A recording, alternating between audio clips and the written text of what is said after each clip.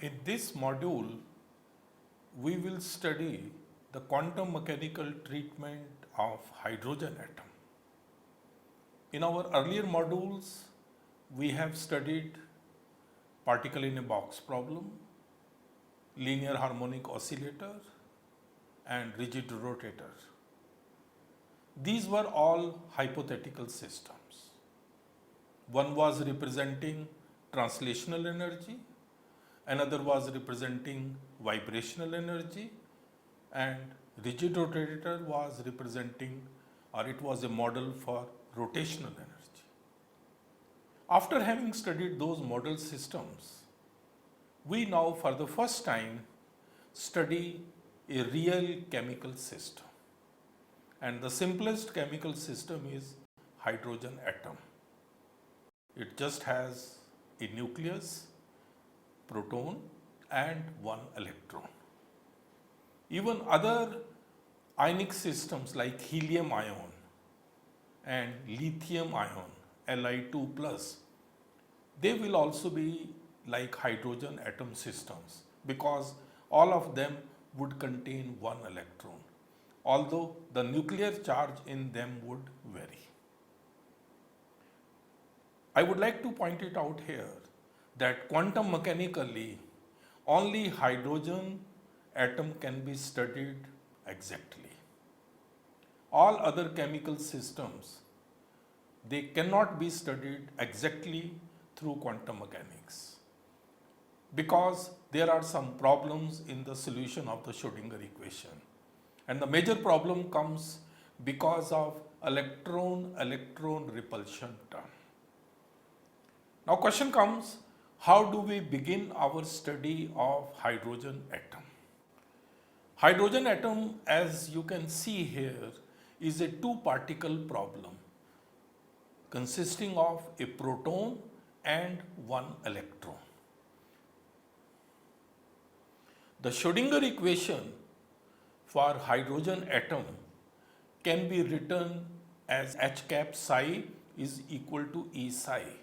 And now we need to define Hamiltonian exactly. Hamiltonian for hydrogen atom will consist of two kinetic energy terms, one of the proton or the nucleus and one of the electron.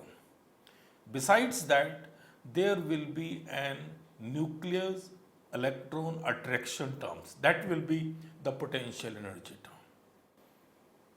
Using these, one can write Schrodinger equation in the way. Potential energy in this case will be equal to minus Ze square upon 4 pi epsilon 0 r, where r is the distance between the nucleus and the electron, and Ze is the charge on the nucleus. For hydrogen atom, it will be Z will be 1. If we take helium ion, Z will be 2, and so on. One thing you must have noticed here that potential energy term is written with a negative sign. This is so because this is the energy of attraction between positively charged nucleus and negatively charged electron. Please remember, attraction terms will always be lowering the energy of the system and hence they will be negative. In contrast, had there been a nuclear-nuclear repulsion or electron-electron repulsion terms, they would have been positive. So, our Schrodinger equation now looks like this: minus h square upon 8 pi square me del E square. This represents the kinetic energy of electron. Me is the mass of the electron. Second term is minus h square upon 8 pi square mn del n square. This represents the mass of the nucleus, and then del n square is in terms of the coordinates of the nucleus. Then potential energy is minus Ze square upon 4 pi epsilon 0 r, and this whole psi is equal to E psi. That becomes our Schrodinger equation for hydrogen atom. Now this total energy of the hydrogen atom consists of two parts. One is if the hydrogen atom moves as such from one point to the other, that will be its translational motion. And second is the energy of the electron relative to the nucleus. That would be electronic energy. Therefore, this E can be taken to be the sum of E electronic plus E translational. Once we know the total energy, which is equal to E electronic plus E translational, the corresponding total wave function will be the product of the two wave functions. One psi E, which is the electronic wave function, and psi T, which will be the translational wave function. Now, if we substitute these things in our Schrodinger equation, one gets the expression. Now, you notice from this equation that although psi and E have been separated, one is the translational, other is the electronic, but then this equation cannot be very easily separated into the coordinates of the system. So therefore, this two particle problem is reduced to one particle problem in a way. This is very, very important. How we will separate translational motion from the corresponding electronic motion. For this, we define the center of the mass coordinates of the system. The center of the mass is the place where the whole mass is centered. And please remember why we are doing this, because in the translational motion, it is the center of mass which moves. Therefore, if xcm, ycm and zcm are the coordinates of the center of the mass, which are given, you can see xcm and ycm and zcm are represented in terms of the coordinates of the nuclei and the corresponding coordinates of the electron and their respective masses. And x, y, z, these are the coordinates of the electron relative to the nucleus.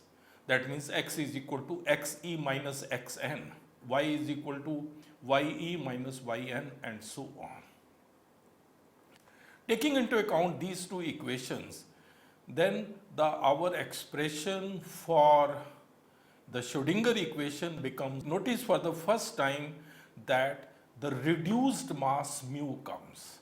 Reduced mass becomes me mn upon me plus mn. And now we are defining two new Laplacian operators. One is the Laplacian operator in terms of the center of the mass coordinates, and second is the Laplacian operator in terms of the coordinates of the electron xyz relative to the nucleus. So these are very, very important. In this way, if we make some modifications in these equations, ultimately you get an equation, and that is minus h square upon 8 pi square m. Here m is the total mass, because this is the mass which is acting at the center of the mass, total mass. Then psi t is the translational wave function. Then del square cm, because this is the del square in terms of the center of the mass coordinates, psi t, minus h square upon 8 pi square mu. Mu is the reduced mass. Then we have psi e, which is the electronic wave function, and del E square. That means del E square would be basically in terms of x, y, z coordinates, which are the coordinates of the electron relative to the nucleus, psi E, minus z E square upon 4 pi epsilon 0 r, which is the potential energy term. And the right hand side is E electronic plus E translational. So now you notice that we have been able to split our Schrodinger equation into two separate equations. one representing the translational motion, and secondly, we have another equation which represents electronic motion of the electron relative to the nucleus. Now, the equation which represents the translational motion of the system, that means the total mass is moving, this is called translational Schrodinger equation for hydrogen atom. Whereas the corresponding equation which is for the electronic motion of the system, psi E, that is called electronic Schrodinger equation for hydrogen atom. So this is a very, very significant step. This also shows you that in the electronic Schrodinger equation, it is the reduced mass which comes, whereas in the translational Schrodinger equation, it is the total mass which comes. Translational Schrodinger equation will give you psi T, whereas electronic Schrodinger equation will give you psi E. Since our focus is on solving electronic Schrodinger equation, because translational Schrodinger equation would be more or less similar to a particle in a three-dimensional box, something like that.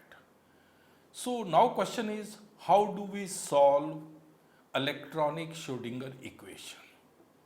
Electronic Schrodinger equation, as you can see here, in this equation, del square xyz represents the motion of the electron relative to the nucleus. And it is in terms of the coordinates of the electron x, y, z. Now, electronic Schrodinger equation cannot be split into three equations, one function of x, one function of y, one function of z, as we did for a particle in a three-dimensional box problem. That cannot be done. Why? It cannot be done because of the potential energy term. Potential energy terms involves R.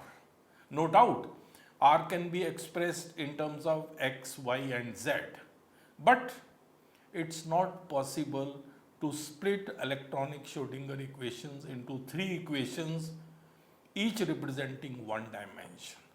Therefore, the first step in the solution of the electronic Schrodinger equation for hydrogen atom is to transform this equation from Cartesian coordinates into polar coordinates.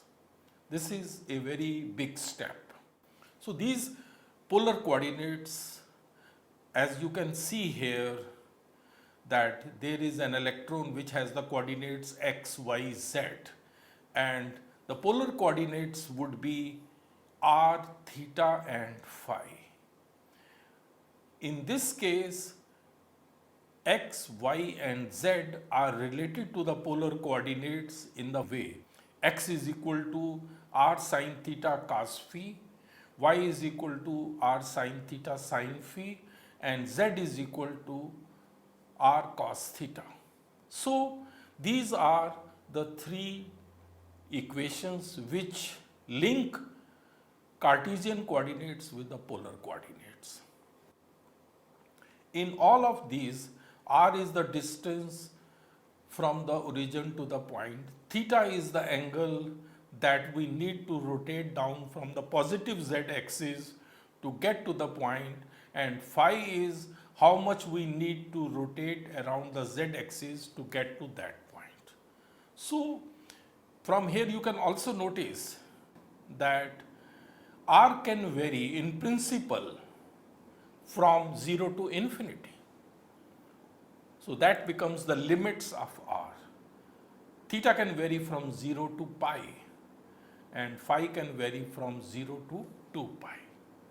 Once we do this and bring about the transformation, the corresponding Laplacian operator, which we were initially representing in terms of x, y, and z, now that Laplacian operator can be converted in terms of the polar coordinates, and it becomes del square r theta phi.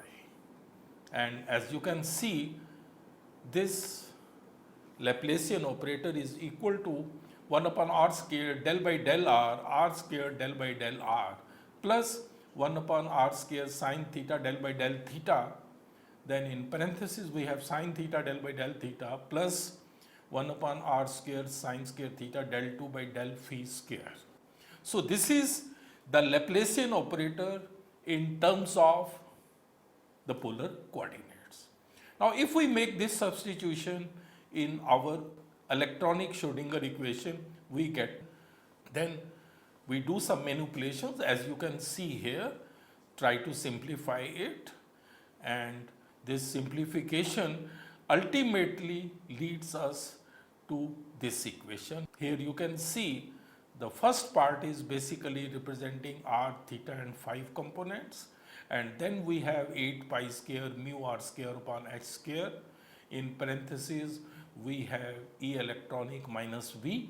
V is the corresponding potential energy, and our total wave function, as you must have noticed in all these equations, after transforming from Cartesian to polar coordinates, is psi r theta phi. Because you know it very well that the wave function is always the function of the coordinates of the system.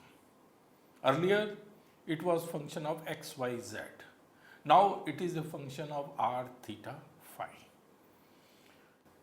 Now this equation has an advantage that there are 3 coordinates here, r, theta and phi, and therefore the total electronic wave function of the electronic Schrodinger equation can be taken as the product of radial and the angular part. Angular part consists of 2 terms, theta phi and phi, and radial part is of course r. If we make this substitution in this equation, we get this equation further simplified, and further simplification of this equation, as you can see here, leads us to split this equation in polar coordinates into the corresponding 3 parts. The first part, as you can see in equation, is the radial part. It contains 2 terms. Then the second term, as you can notice here, is only the theta part, and the third term is the phi part. So through these modifications and simplifications, we have been able to split electronic Schrodinger equation in polar coordinates in 3 separate parts, representing radial part, theta part and phi part. Now question becomes that once we have done so, we will have to solve each part separately, but then they are linked to each other. We will have to solve angular part, which would mean phi part and theta part, and then ultimately radial part, and then through radial part ultimately we will get the electronic energy. All these solutions we will take up in the subsequent modules. To sum up, in this module we have begun our studies on the quantum mechanical treatment of hydrogen-like systems. Hydrogen is the simplest chemical system, consisting of 1 electron and 1 proton. We wrote its Schrodinger equation because it was a 2-particle problem. But then there is potential energy term, which was negative because of the attraction between the nucleus and the electron. These 3 terms were in the Schrodinger equation for the hydrogen atom, and as you have noticed already, the total energy represents the translational energy and the electronic energy. First we split this equation through psi E and psi T, and after introducing center of the mass coordinates and doing some modifications, we split equation into 2 parts. One was the translational Schrodinger equation for hydrogen atom, which represents the movement of the center of the mass, and the second was the electronic Schrodinger equation of the electron relative to the nucleus. Then we focused on electronic Schrodinger equation, and we found that in order to solve this, we need to transform from Cartesian coordinates to polar coordinates. Otherwise, we are not able to split up into three equations. That we did through introduction of polar coordinates and making the necessary substitutions, and ultimately we got an equation where there were three parts. The first was the radial part, second was the theta part, and the last was the phi part. Now, in our subsequent modules, we will focus on the solution of each of these parts, and we will notice that they are linked to each other, and ultimately we will get the electronic energy of hydrogen atom as well as the total electronic wave function, which will be the product of the radial part and angular part.